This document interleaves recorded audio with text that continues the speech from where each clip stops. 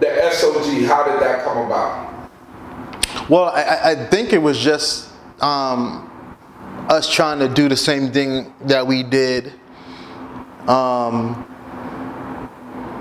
YOY, but we weren't, kids anymore like that. You know what I mean? So I'm 20 years old. Other brothers are young. We young, but we not, we not babies like that. So, so we wanted to take the next step and take it to another level. I gave it the name B'nai Elohim, which is the sons of God, but S.O.G would be like the slogan for the English, and then I created a logo because at that time we had the Sh'ma logo, which was an ancient Hebrew, and we had the two lines on the side and stuff like that, but I put the S, the logo, and the G, and creating that, and I gave the order its name. Did you create the original S.O.G logo? Yeah. Did you paint that original, or was that Hebron? I painted the original. The original with the two lions? The two lions, yeah. So one was a set of lions that had the commandments in modern Hebrew, and the other one had the set of lions with the commandments in ancient Hebrew, just letters. We just painted it on wood, and it was fly for the time. It was cool. Wrote the 7 principles. You remember the 7 principles? Yeah. Jehovah is God, there is none else. He is God and there is no other. Principle 2, to fear God and keep His commandments is my whole purpose in life. Principle number 3, I must love and honor God. Principle number 4, I must love and honor my superiors. Principle number 5, I must love and honor my brothers. Principle number 6, I must love and honor myself. Principle number 7, I must protect the name of God and every God-fearing, law-abiding man, woman, and child of the nation of Israel. That's right. Yeah. So we started that, and everybody was instrumental. Yourself, Captain Hebron at the time, Chief Nathaniel, Benjamin, who was really like the drill instructor. He was the one that was able to give us the drills in Hebrew, and we were doing our drills in Ivrit. You know what I mean? So, but I think, we started something cool. We started something good. But, I think a lot of people didn't respect it.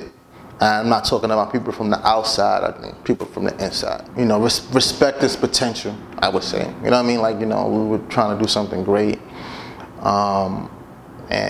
Oftentimes, we get hung up on ego and who's in charge and this stuff like that, whatever the case may be. So, but S.O.G was a great thing. We had some impact. What about the third eye? How did you come up with the idea that we needed a publication? I was heavily influenced by the black Muslims, and the reason why is because I just, I have to give them the credit of being one of the long-lasting, structured organizations. The Nation of Islam, they've done it. The teachings of Elijah Muhammad, the impact that Malcolm had, Minister Louis Farrakhan, they were able to gather a lot of people because they were always out there. You know what I mean? They had their own publication, and most organizations, the Panthers had their own publication. The Nation of Islam, before they had Muhammad Speaks, and when Farrakhan took over, they had the final call. So having a publication, your own form of media to get your message out was very important. So I was started working on creating a newspaper, just figuring out how to do it because I was always into stuff like that anyway.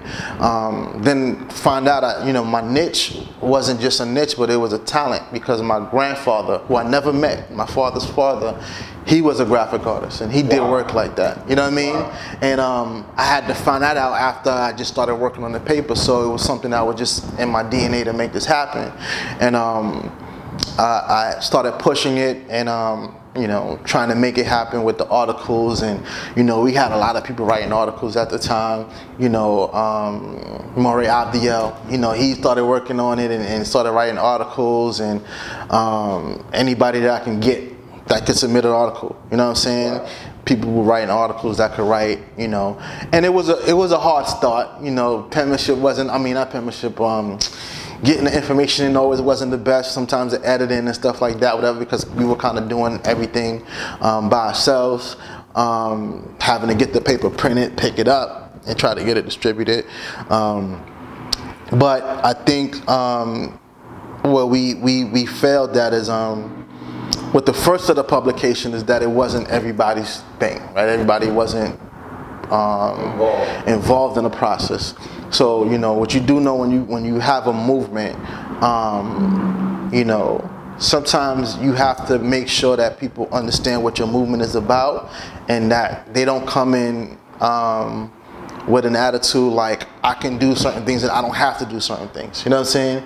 And if you're a Jehovah's Witness, you're gonna stand outside on the streets with those pamphlets. So you're gonna do that. Now we're just part of the makeup of certain organizations that when you were part of that organization, this is part of your obligation, fundraising or outreach or whatever the case may be.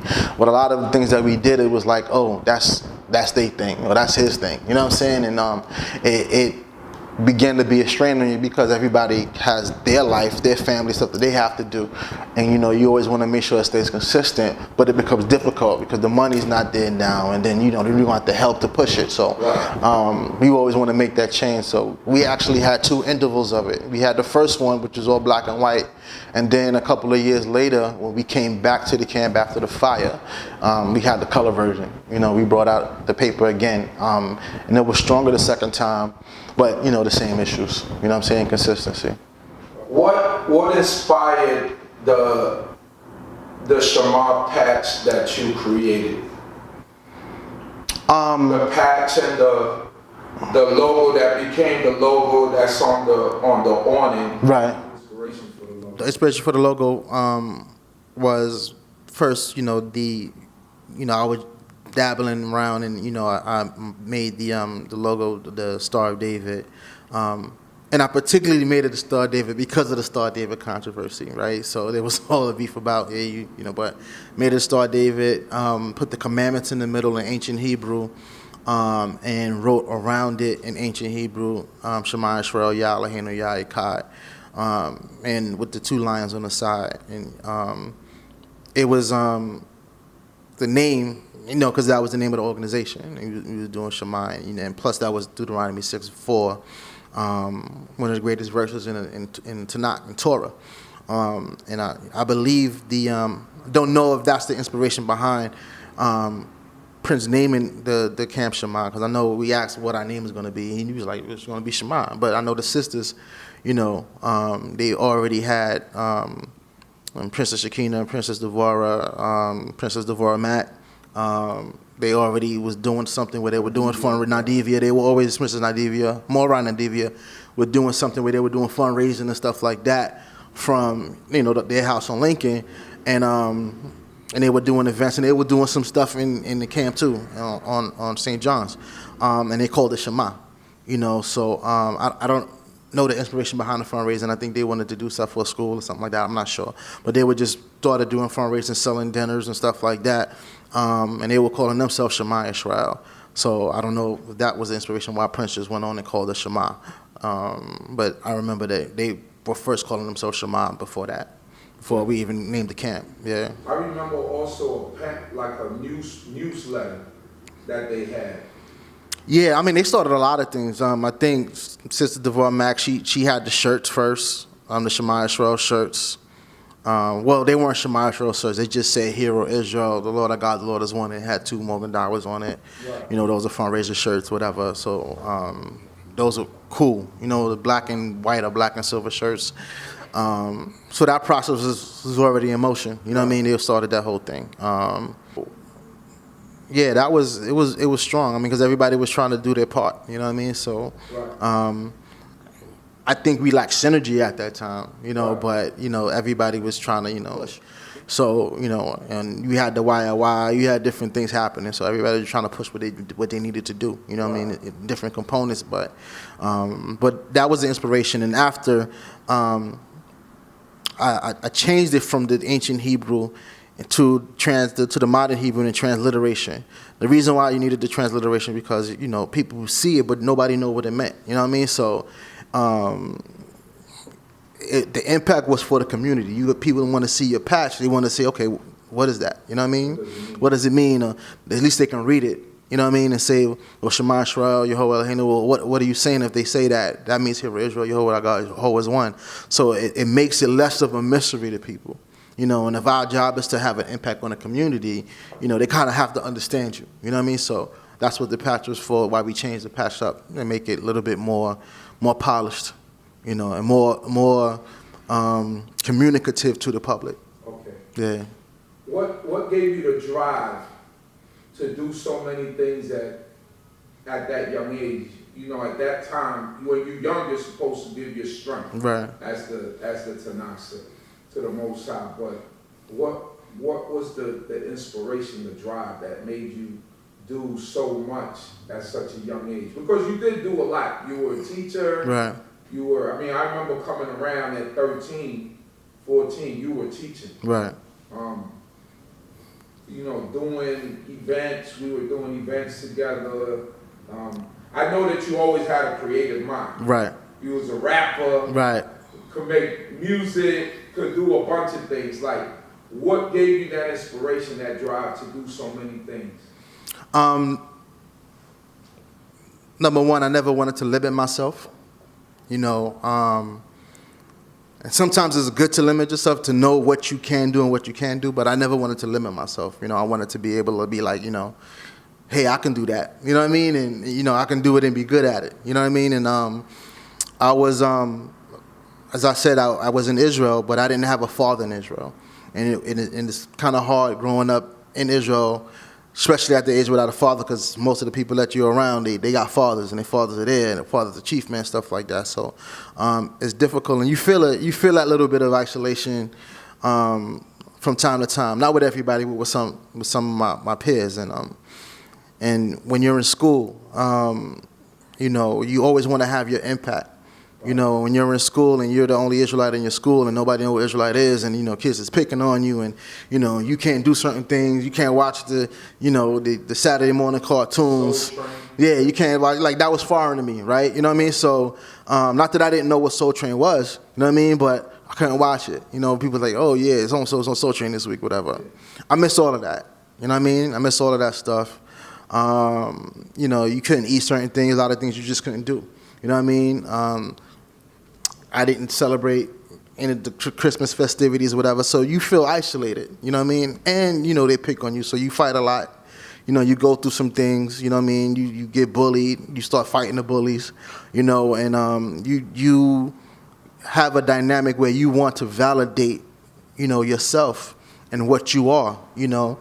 Most people run away, and I just decided to go head into the battle, you know what I mean? And I was young, and I wanted to be validated, you know what I mean? I would say when Dougie Fresh did All the Way to Heaven, you know what I mean? That blew my mind, my ego to the stratosphere, because I was like, yeah, there's somebody out there in some way, shape, or form representing us. You know, not that he was the model Israelite citizen or anything like that, not taking away from his decisions to do certain things, but it was something to have him there.